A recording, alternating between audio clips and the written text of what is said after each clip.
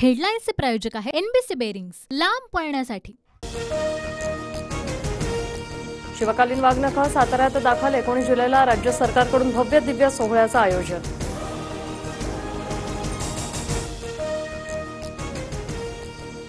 बारावी उत्तीर्ण विद्यार्थ्यांना महिन्याला 6,000, डिप्लोमाधारकांना 8,000 तर पदवीधर तरुणांना 10,000 रुपयांचा भत्ता मिळणार। महापूजेनंतर मुख्यमंत्री शिंदेंची घोषणा।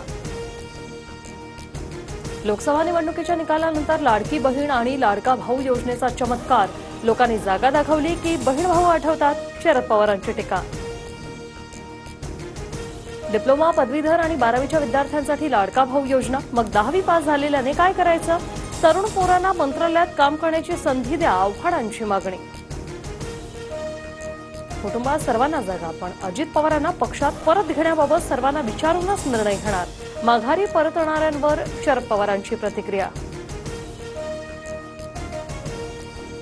अजित पवार गटाला पिंपरी चिंचवडमध्ये धक्का। अजित गव्हाणे, राहुल भोसले, पंकज भालेकरांसह माजी नगरसेवकांचा पवार गटात प्रवेश।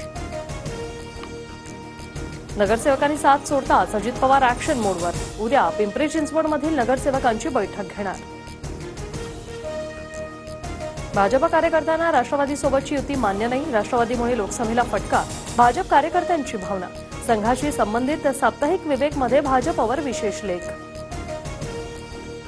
सर्व भ्रष्ट लोकांना सोबत घेतल्यामुळे भाजप संघ बदनाम। साप्ताहिक विवेकमधील लेखावरून राऊतांची टीका।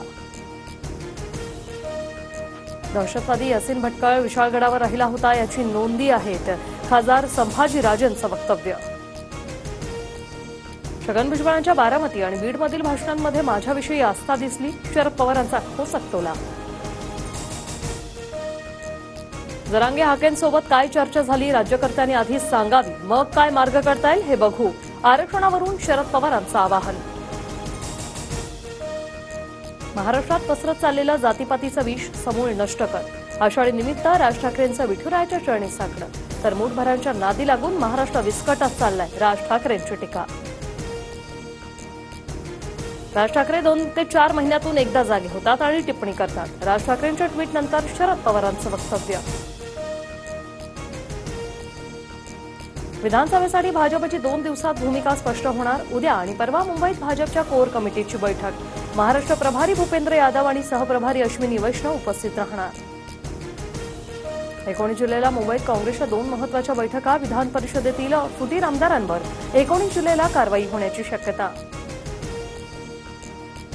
सुरजागड इस्पात प्रायव्हेट लिमिटेड या गडचिरोलीतील सर्वात मोठ्या स्टील प्लांटचं भूमिपूजन। उपमुख्यमंत्री देवेंद्र फडणवीस, अजित पवारांच्या हस्ते भूमिपूजन।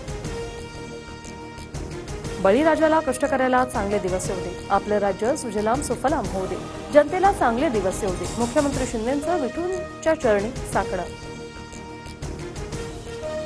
वरुण सरदेसाईंकडून वांद्रे पूर्वमधून लढण्यासाठी मोर्चे बांधणी सुरू। वांद्रे पूर्व विधानसभा मतदारसंघात सामाजिक उपक्रमांची सुरुवात। खेडकर दाम्पत्य फरार झाल्याची चर्चा। पुणे पोलिसांच्या 3 पथकाकडून शोध सुरू। पुढील 4 दिवस किनारपट्टीसह पश्चिम घाट परिसरात पावसाचा जोर वाढणार। मुंबईसह संपूर्ण किनारपट्टीवर मुसळधार पावसाचा अंदाज।